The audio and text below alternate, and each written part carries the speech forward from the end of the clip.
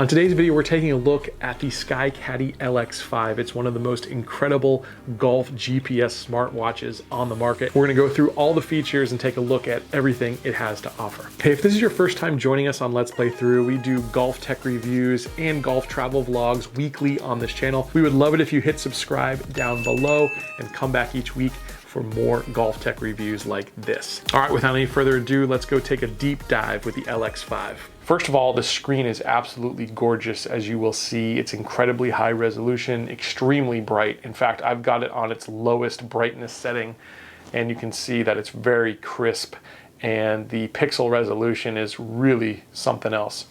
It's all touchscreen, as you can see, so you can kind of bounce between different types of screens here just by touching.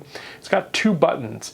This button on top is basically an on-off button, and you've got this button here on the bottom, which is sort of your menu button. If you hold it, press and hold, it'll take you to a menu. You've got to actually hold that button down for a few minutes. I'll run you through some of the beautiful features of this watch. Obviously, this is a golf watch. We can go look at golf right away. I'm going to go into the demo just so you can get an idea, since I'm not on a golf course at the moment. But this is the screen that you would see. This is nice. It shows you your distance to the center of the green. Looks like this green is 346 in the front, 379 in the back, and you've got the middle of the green reading there. It's a par 4, and it's the second handicapped hole on this course. Now, whenever you get an arrow like this on the SkyCaddie LX5, that means you can go see something else. So we can scroll around here to see what's available. This is really cool because you get an overview of the hole itself. You can actually touch and move to see different areas on the course. And for instance, you may want to lay up short of that bunker, and you've got to hit nothing more than a 225 shot in this particular case on this hole. But it's nice because you can actually move around the hole and see different features of the hole. You can zoom in, and you get a nice green view here. So we can actually see how this green slopes once we're going to hit our approach shot in. And I think that that is really valuable. There's a couple of other features here. Let's see, that kind of shows you the width, the depth of this green, which is nice to know. And we're going to go back here. We'll go the other way. And this is actually keeping score. So if you want to keep track of your round, you'd actually see your scores in here. Tap to score, it'll take you to the first hole, and it's going to default to par, and you can go up or down from there. Depending on your score. You hit next, and you can talk about how many putts you took, if you hit the green in regulation or not, and so on and so forth. It'll also ask you if you hit any hazards. So that's the scoring on this watch. Let me bounce out of this screen and swipe down. This is also a really nice feature because it shows you the key elements of this hole. You've got a bunker on the right, that's 323 out, that must be green side. You've got a fairway target of 268. The end of the fairway, so you can actually drive, if you're a big, huge, giant hitter, you can go 267 and actually go over the fairway because this is a dogleg right hole. So this actually just shows you some nice features of what you're going to expect from each hole.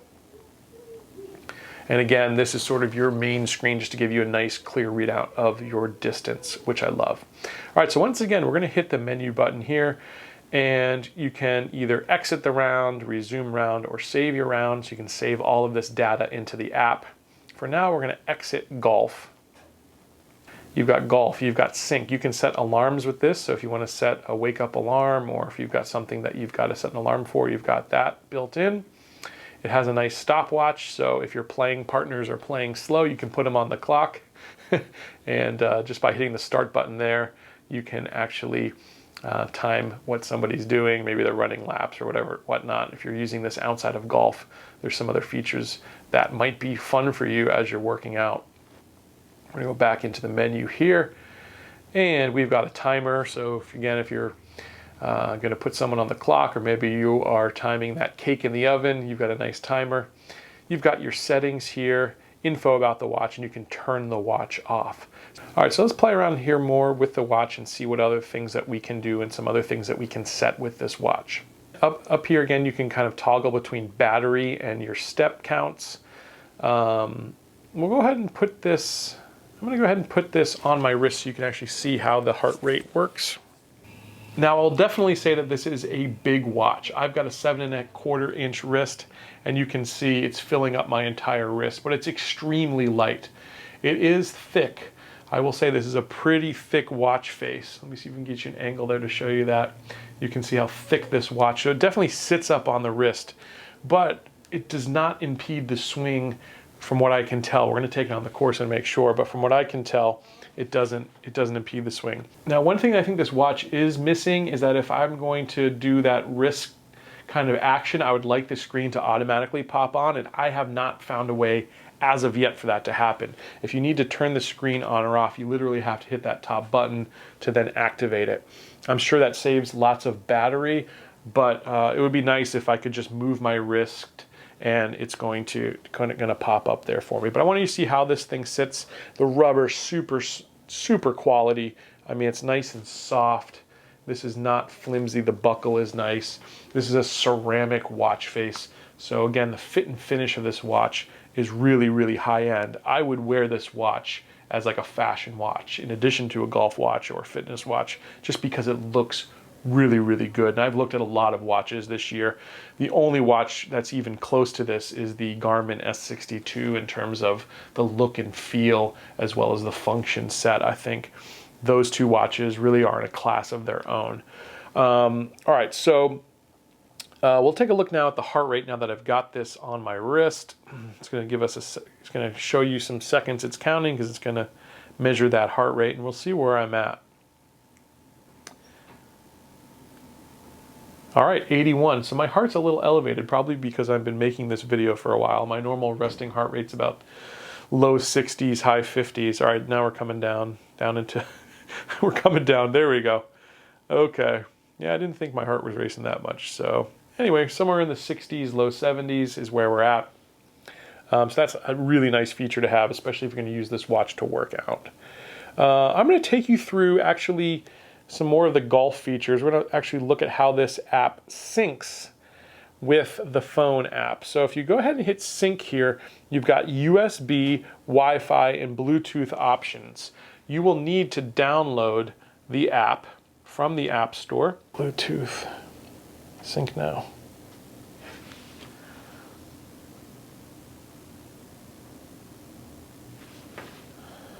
All right, we got scan found one, Bluetooth device. This is the device. We will wirelessly sync over Bluetooth. Let's see what happens there. Continue to sync. SkyCaddie found. That was quick. You'll get a little readout that it's syncing, and now you're going to get that it's going to validate SkyCaddie. It's going to update membership information. It's going to update the rounds played, so you don't necessarily need to sync it after every single round. You can save a few rounds and then sync it, and then all your data is going to flow through from all the different rounds you played. It's going to update your courses, so if you have home courses or saved courses, it'll update those courses with any data, and it does something called dynamic data, which I have honestly no idea what dynamic data does, but it does it. All right, you'll get a nice message that the sync is complete and that your SkyCaddie is ready for the next round. So we will go here to the home screen. You can view your scores. I have not used this out on the course yet. We're going to go do that next. In our next video, I'm going to actually take this out on the course. But you'll be able to look at your scorecards, your statistics. It'll analyze your game.